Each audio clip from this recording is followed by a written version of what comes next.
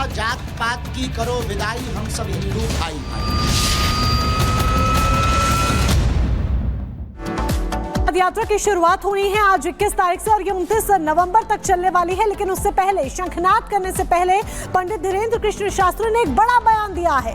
पद यात्रा से पहले बाबा बागेश्वर ने बड़ा बयान दिया। उन्होंने कहा है मंदिर और मस्जिदों से राष्ट्रगीत बजना चाहिए।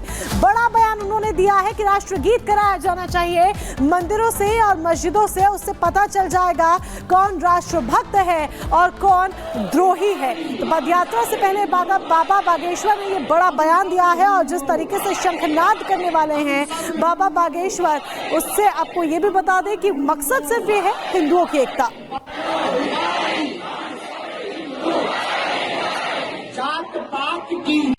सनातनियों की एकता पदयात्रा का प्रमुख लक्ष्य तो अभी वर्तमान में भेदभाव और जात पात को मिटाना है। परंतु अगर मंदिरों में ये प्रयोग की जाती है या पहल की जाती है तो निश्चित रूप से बहुत अद्भुत होगी, अनूठी होगी।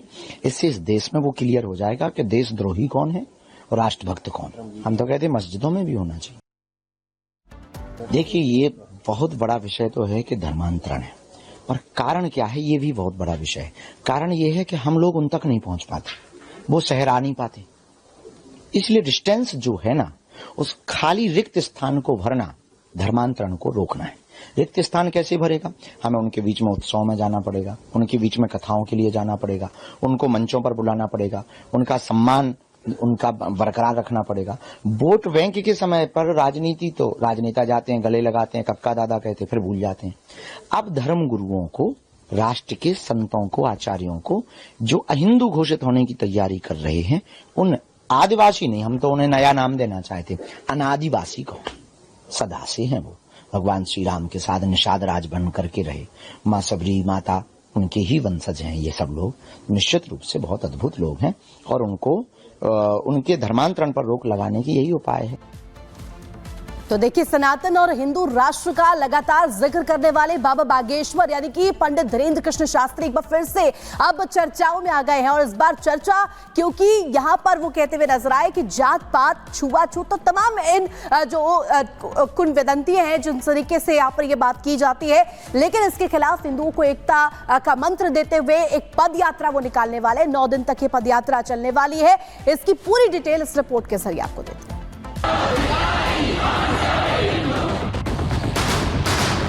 जात पात की करो विदाई, हम सब हिंदू भाई भाई। सनातनी हिंदुओं को एक करने के लिए पदयात्रा पर निकल रहे। हिंदुओं को एकजुट करके एक हिंदू राष्ट्र की हुंकार भरने वाले बाबा बागेश्वर ने अब खुद सनातन की ध्वजा अपने हाथ में थामकर हिंदुओं को जगाने का प्रण लिया है। बाबा बागेश्वर ने ऐलान किया कि अगले 9 दिनों तक वो खुद 160 किलोमीटर पैदल चलेंगे और सोए हिंदुओं को जगाएंगे। जो हिंदू होंगे, जो कट्टर हिंदू होंगे वो शामिल होंगे, नहीं होंगे तो घर पड़े पड़े चिल्लाएंगे, हम क्या कर लेंगे। जो आएगा, जिसका जमीर जिंदा होगा वो आएगा, हम कारवां जुड़ता जाएगा। देखना एक दिन ऐसा आएगा पूरा देश जुड़ जाएगा। बाबा बागेश्वर का प्रण है कि जब तक हिंदू जाग नहीं जाता, जात पात के बंधनों से उबर नहीं पाता, तब तक वो न थकेंगे न हार मानेंगे और असंख्य सनातनियों को एकजुट करने के लिए लड़ते रहेंगे। इस यात्रा की चर्चा सिर्फ देश में ही नहीं बल्कि आसपास के विदेशों में भी है। क्या लगता है, विदेशी जो हिंदू हैं वो भी इस यात्रा में शामिल हो सकते हैं? आपको दिखना नहीं है, वहाँ नेपाल वाले भी अपना ध्वज लेकर के खड़े हैं। नेपाल से भी आए हैं, भारत से भी आए, पूरे विश्व के लोग आ रहे हैं। जिनका जमीर जिंदा है वो आ रहे हैं। हम तो निकलेंगे, बाकी हनुमान जी की इच्छा। क्योंकि माहौल चुनावी है। अभी झारखंड, महाराष्ट्र और उत्तर प्रदेश में चुनाव हुए और इसके बाद दिल्ली में विधानसभा चुनाव होने वाले हैं। इसलिए बाबा बागेश्वर की इस पदयात्रा को चुनावी चश्मे से देखा जा रहा है। हालांकि बाबा बागेश्वर ने रिपब्लिक भारत से बातचीत करते हुए साफ कह दिया कि उनकी कोई पार्टी नहीं, वो किसी दल के नहीं हैं, तो बस भगवान राम के। और जो भगवान राम का है, सनातन की बात करता है, बाबा बागेश्वर उसी के साथ खड़े रहते हैं। विरोधी और लोग ये पूछते हैं कि पंडित धीरेन्द्र कृष्ण शास्त्री की पार्टी कौन सी? हम किसी भी पार्टी के पोषक नहीं है। हमें राजनीतियों के चक्करों में नहीं पड़ना है। न राजनीति के चक्कर में पड़ना है। हमारी कोई भी पार्टी नहीं है, बजरंगबली की पार्टी है। इन सबको हम हनुमान जी से जोड़ने निकले हैं, इसलिए हमारी बजरंगबली की पार्टी, उसका निशान मुकद्दर है, उसका नारा जो राम का नहीं वो किसी काम का नहीं। 9 दिनों तक चलने वाली इस पद यात्रा के लिए छतरपुर से खास तैयारियां की गई हैं। देश भर से हजारों सनातनी बागेश्वर धाम पहुंचे। इन लोगों के रुकने के लिए कतारी फार्मेसी कॉलेज में खास इंतजाम किए गए, जिसमें करीब 30,000 लोग रुक सकते हैं। तो वहीं बाबा की सुरक्षा के लिए 600 से ज्यादा जवानों की तैनाती की गई। 600 से अधिक का फोर्स जो है इसमें डिप्लॉयड है। इसमें पुलिस मुख्यालय भोपाल के द्वारा, आईजी महोदय सागर के द्वारा एवं जिला स्तर पर पूरा फोर्स को एकत्रित किया गया है। उनको अलग अलग दायित्व दिए गए हैं और इस प्रकार से हम पूरी कोशिश कर रहे हैं, बागेश्वर धाम की समिति के साथ भी संयुक्त प्रशासन पुलिस की बैठक हुई है कि शांतिपूर्ण ढंग से और एक बेहतर तरीके से ये यात्रा यहाँ से आगे बढ़े और संपन्न हो। पंडित धीरेन्द्र कृष्ण शास्त्री आज से अगले 9 दिनों तक पैदल चलने वाले हैं। वो प्रतिदिन हजारों सनातनियों के साथ 15 से 20 किलोमीटर पैदल चलेंगे, जिसका सिर्फ और सिर्फ एक मकसद है, हिंदुओं को जगाना, हिंदू राष्ट्र के लिए जातियों में बंटे हिंदुओं को एकजुट करना। Bureau report, Republic Bharat. और आइए अब आपको बताते हैं धीरेन्द्र शास्त्री पदयात्रा के जरिए कौन सा संदेश देने जा रहे हैं। मध्य प्रदेश की छतरपुर से पंडित धीरेन्द्र शास्त्री की ये जो पदयात्रा है ये शुरू होगी। पदयात्रा का मकसद सनातनियों को एकजुट करना है। बागेश्वर धाम से ओरछा तक चलेगी हिंदू जोड़ो पदयात्रा। 21 नवंबर से 29 नवंबर तक ये पदयात्रा चलेगी। 160 किलोमीटर पैदल यात्रा करेंगे पंडित धीरेन्द्र शास्त्री। धीरेन्द्र शास्त्री की पदयात्रा में सुरक्षा के भी पुख्ता इंतजाम किए गए हैं। पदयात्रा में सुरक्षा को देखते हुए 600 जवानों की तैनाती की गई है। यानी 9 दिनों तक ये जो पूरी पदयात्रा है इसके लिए इंतजाम खास है। मकसद एक है, सनातनियों को एकजुट करना है।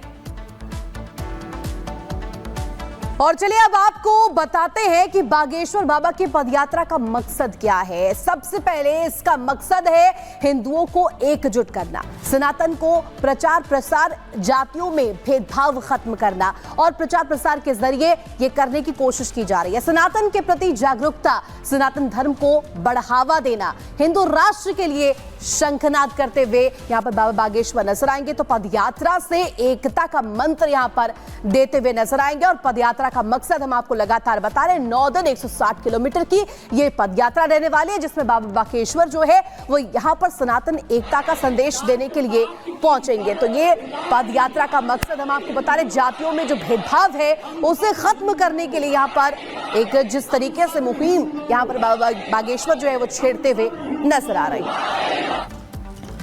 और चलिए अब आगे बढ़ते हैं। श्री कृष्ण जन्मभूमि न्याय संघर्ष समिति वृंदावन में एक धर्म संसद का आयोजन करने जा रही है, जिसका मुख्य तौर पर मुद्दा होगा श्री कृष्ण जन्मभूमि ही। इसके अलावा और कौन कौन से ऐसे मुद्दे होंगे जिस पर इस धर्म संसद में चर्चा होगी, आइए एक रिपोर्ट आपको दिखाते हैं।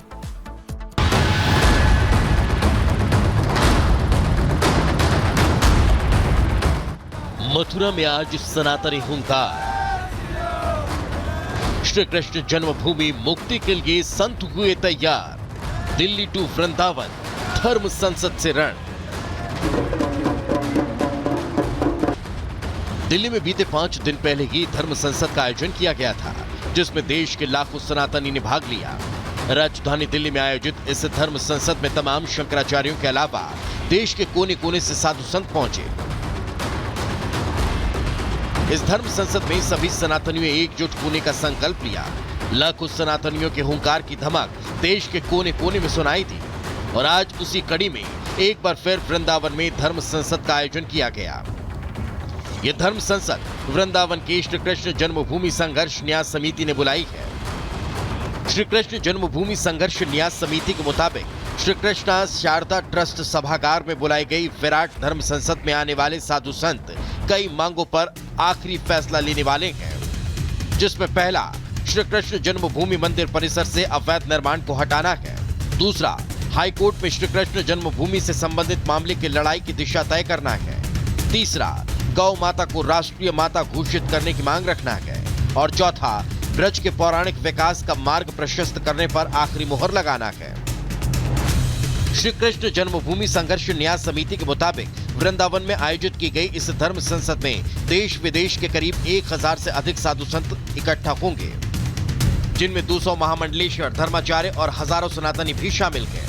खास बात यह है कि इस धर्म संसद की अगुवाई कृष्ण जन्मभूमि केस के मुख्य पक्षकार दिनेश शर्मा करेंगे। आपको बता दें, मथुरा में श्री कृष्ण जन्मभूमि को मुक्त कराने को लेकर लड़ाई कोर्ट में है। कोर्ट में श्री कृष्ण जन्मभूमि और शाही ईदगाह को लेकर बहस हो रही है। वहीं श्री कृष्ण जन्मभूमि को मुक्त कराने को लेकर लगातार बैठकों का भी दौर चल रहा है। बताया जा रहा है कि आज वृंदावन में आयोजित धर्म संसद में भाग लेने वाले विशाल संतों की टोली श्री कृष्ण जन्मभूमि को मुक्त कराने पर आखिरी फैसला लेगी। बहरहाल सनातनी भगवान श्री कृष्ण की जन्मभूमि को ईदगाह के कब्जे से मुक्त कराने को लेकर संकल्प ले चुके हैं। देखना यह है कि आज वृंदावन की पवित्र भूमि से सनातनी क्या फैसला सुनाते हैं। Bureau report, Republic Bharat. और शिखा इस वक्त सीधे मथुरा से हमारे साथ जुड़ी हुई हैं। शिखा, किस तरह से इस धर्म संसद के जरिए तमाम विषयों के समाधान निकालने के साथ साथ रास्ता निकालने की भी बात होगी, वहां पर आपके साथ लोग भी मौजूद हैं, उनसे भी बात करें।